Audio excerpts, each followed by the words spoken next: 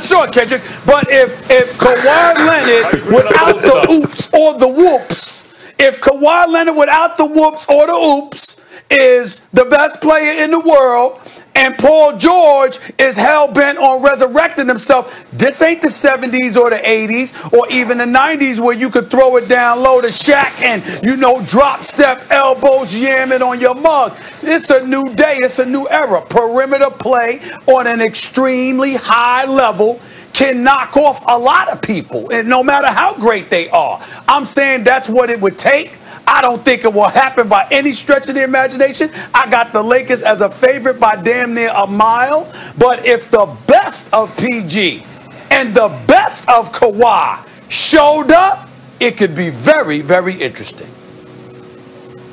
I hate to do it, Stephen A., but I agree with you here. Loath as I am to agree with you.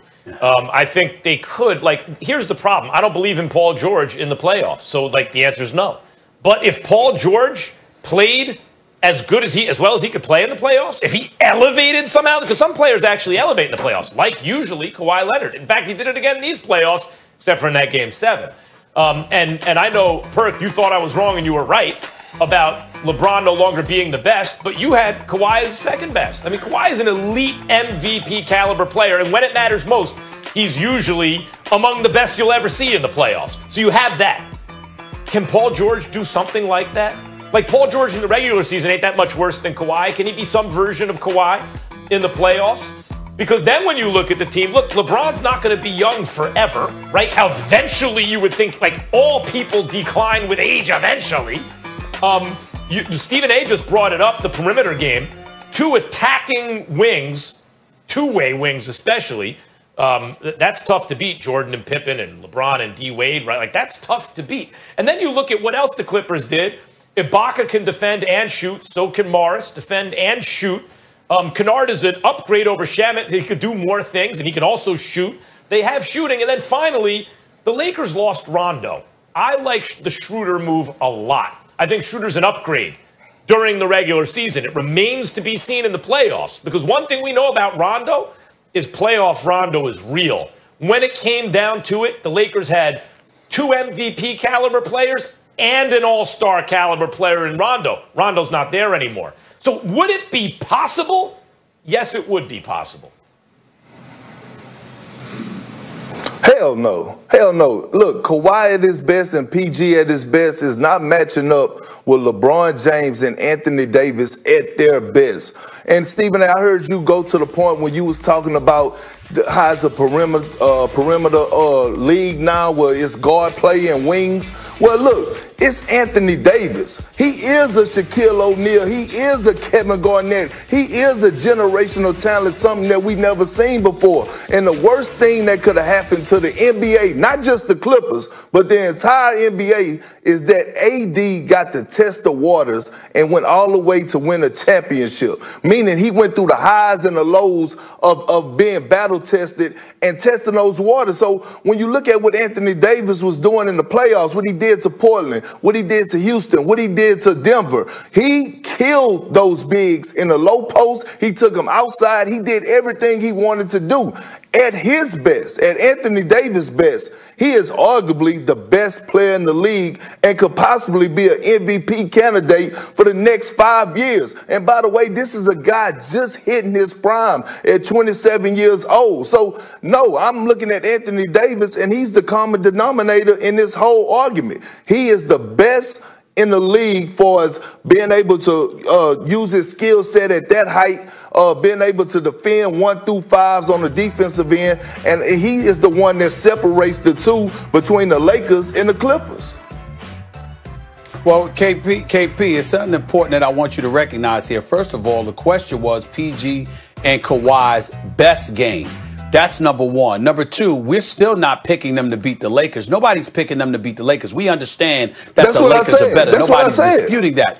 Yeah, but what I'm saying is when you look at PG and Kawhi, let's pay attention to something. When we ask the question, their best, we're assuming in terms of their best, on both ends of the floor, defensively and offensively. And even though there is no answer for AD, you have to remember the stronger, because you ain't taking AD down low. You're not going to be a monster in the interior with him. The nightmare for him is somebody that can jack up shots from long range and somehow, some way, even if their eyes are closed and they praying, somehow it's going in from 30. That's the problem for AD. That's the problem for LeBron. And what I'm saying is, even though I don't believe for 1 second it's going to happen, if you have two guys that can play on an elite level like they're capable of playing, and they bring their A+ game to the equation, I will say this: the Clippers are the #1 threat to the Lakers under those circumstances.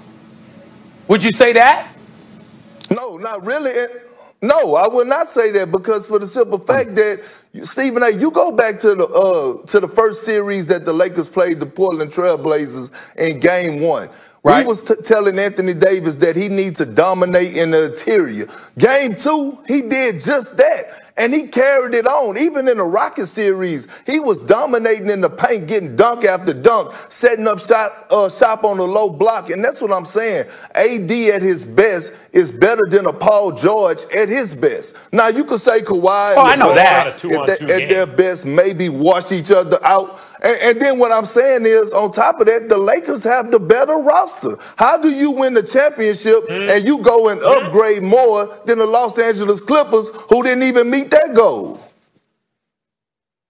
All right, the Lakers won 2 of 3 against the Clippers last season, but all games were close, but decided by 10 points or less. We're going to continue this conversation after the break here on First Take. Also this, Jalen Hurts. Regular season. How much will we be seeing LeBron and AD during the preseason, if at all? I would guess 1/2 of one game. I don't think we'll see him in the next game. I'd be really surprised. And maybe they jump in for Game 3, just for a half, kind of get acclimated just a little bit. I mean, Frank Vogel and Rob Pelinka have been saying all along, we're going to talk to them a lot. We're going to communicate with them, with the representatives. Whatever they feel like doing, we're going to try to accommodate them. They have to play the big TV games, so they're going to be out there on the 22nd for the season opener, and then 3 days later for Dallas on Christmas Day. But maybe they start punting a couple games after that. Maybe you got the back-to-back on the 27th and the 28th. Maybe they sit out one of those 2 games. What do you think, BT? I mean, you're not worried about them, but you do maybe want to give them a little burn, but, you want to navigate through it. You need some time just for them to get in basketball shape, and also to have LeBron and AD to learn how to play with Marcus Gasol, to play with Montrezl Harrell, Dennis Schroeder, Wesley Matthews. Those things don't happen overnight, although I keep hearing that it's working out really good in the practice sessions.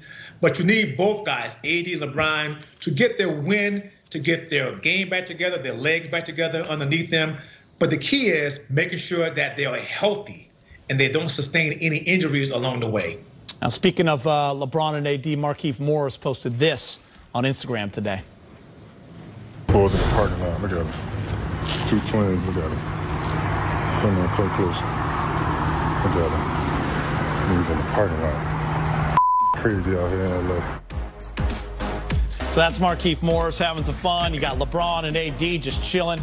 So listen, earlier we heard Frank Vogel mention how players need to kind of adapt to playing at Staples Center with no fans. What are some of the challenges you guys foresee playing regular season games in arenas like Staples Center with no fans? Remember what it was like in the bubble, the adjustment that it took. This is going to be even much different than that. Yeah, the bubble, small arena. Maybe you fit a couple thousand people in there, and they had the giant big screens all around, the fans of the day popping in and out of the TVs down there.